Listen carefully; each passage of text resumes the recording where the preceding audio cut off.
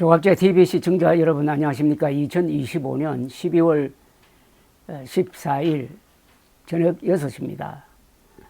인간사가 그리고 나라의 역사가 그렇듯이 국가든 사람이든 경쟁 상태에 놓이면은 자신이 가진 능력을 충분히 발휘하게 됩니다. 그렇게 하지 않으면 죽게 되고 사라지게 되니까요. 그러니까 생존 경쟁에 놓인 사람이나 국가처럼 강한 경우가 없는 겁니다. 역설적입니다. 그래서 전쟁을 많이 한 나라일수록 산업이 발전하고 산업이 발전하면은 민주주의가 꽃피게 되는 것입니다. 동양에서 춘추 전국시대가 있었습니다. 중국에서. 그때 수백 년 동안 여러 나라가 패권을 잡기 위해서 전쟁을 했습니다. 이 기간에 만들어진 사상이 그 뒤 동양 사상의 출발점이 되었습니다. 유럽도 마찬가지입니다. 그리스가 여러 도시국가, 스파르타라든지 아테네라든지 여러 도시국가로 갈려져서 싸우고 또 페르시아로부터 침략을 받고 살아남기 위한 그 투쟁의 과정에서 그리스의 훌륭한 사상, 철학, 학문이 발전하고 이게 지금까지 유럽 역사, 서양 역사의 흐름을 만들어내었습니다.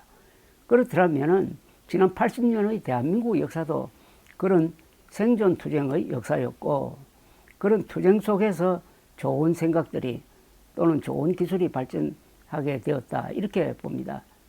평화의 시대라고 해가지고 그냥 안락하게 살면은 나태하게 되고 타락하는 거죠. 그러나 자유민주주의 국가는 평화의 시대라도 시장 경제가 있고 선거를 통한 정권을 쟁취하는 그런 프로세스가 있으므로 쉴 수가 없습니다. 요사이 여야가 얼마나 치열하게 싸웁니까? 그런 가운데서 또 용감한 행동도 나오고 좋은 아이디어도 나오고 하는 것입니다. 그래서 이런 말이 있습니다. No war, no nation state, no revolution, no democracy.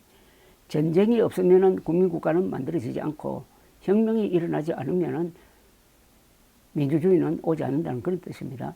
그런 점에서 요사이 주말 이재명 대통령이 불을 지핀 이 환단고기 논란이 아주 흥미롭습니다.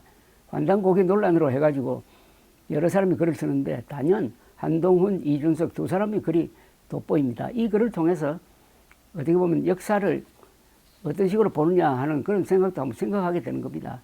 그만큼 이게 생산적인 논쟁이다 하는 점을 먼저 말씀드리려고 합니다. 이준석 개혁신당 대표는 환단고기가 역사라면 반지의 제왕도 역사다라고 했어요.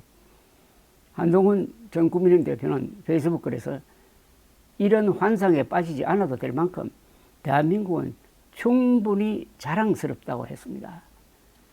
대한민국은 충분히 자랑스럽다. 그러니까 통일신라와 대한민국은 민족사의 두 전성기인데 이런데 신경을 써서 좋은 감동적 스토리를 만들어내려고 하지 않고 통일신라와 대한민국을 부정하면은 마음이 허해지니까 그 공간을 메우기 위해서 괜히 환단고기처럼 한민족이 유라시아 대륙을 제패했다든지 백제가 중국을 다스렸다든지 고구려가 통일했어야 한다든지 하는 이런 판타지에 빠지게 된다는 의미인 것 같습니다. 김춘추, 김유신, 김범민, 김인문 등은 세계 최강 제국인 당과 동맹해가지고 백제 고구려를 멸망시킨 뒤 당이 신라마저 먹으려고 하니까 7년간 나당 결전을 벌여서 한반도에서 몰아내고 민족 통일 국가를 세웠습니다. 신라는 통일 과정에서 일본의 개입도 격퇴를 했습니다. 백종광 해전. 그리고 일본의 한반도에 대한 야심을 거의 영구적으로 종식시켰습니다. 그 뒤에 임진왜란과 식민지배가 있었지만 이거는 짧은 예외입니다. 신라가 삼국통일하는 과정에서 한반도에 대한 외의 야욕을 완전히 꺾어버렸다는 이야기입니다. 한반도의 중심 세력이 버티니 당과 일본도 서로 싸울 이유가 없어져가지고 그 뒤 3세기 동안 동북아에 평화가 오고 장안, 경주, 교토는 세계 5대 도시에 들 정도로 번영합니다.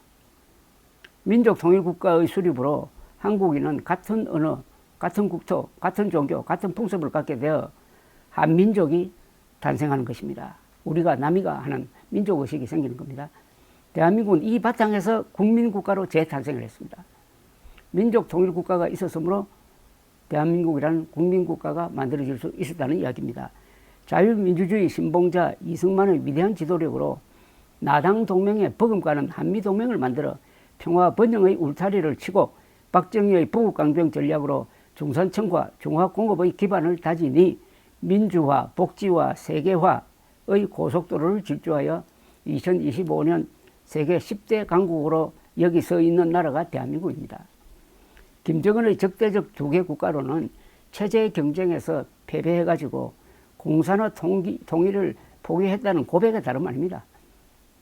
지금 북한 사람들 마음속에 통일이라고 하면은 공산 통일이 아니라 대한민국 주도의 통일이라는 그 생각이 뿌리 내리고 있다는 것이고, 그것을 위협으로 느끼고 있는 김정은이 이제는 적대적 두개 국가론을 내세우고 있는 것입니다.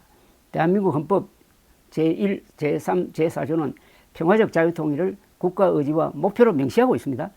이런 웅장한 민족사의 흐름과 대한민국의 영광된 미래를 바라보면서 국민을 이끌어야 할 대통령이 부정선거 음모론이나 환단고기 같은 판타지에 빠져서야 되겠습니까? 김춘추, 김유신, 이승만, 박정희 급의 지도자가 나와야 할 역사의 전환기에 환단고기가 웬 말입니까? 환단고기 읽을 시간에 삼국사기 중 문무왕의 답 서린기서나 김유신 열전을 찾아 읽으면 가슴이 뛸 것입니다. 한국인임이 자랑스러워지는 것입니다. 그리고 천마천과 경주 박물관을 찾아 야성과 지성을 겸비했던 삼국통일 주도 세력의 숨결을 느껴보는 겁니다. 대통령이 망상이나 음모론에 빠지면 어떻게 되는지 윤석열이 잘 보여주고 있습니다. 대통령의 정보 판단 실수는 큰 사고로 이어집니다. 대통령의 사고를 막기 힘든다는 것이 대통령 중심제의 약점입니다. 그런데 개헌 이야기는 어디로 갔나요? 감사합니다.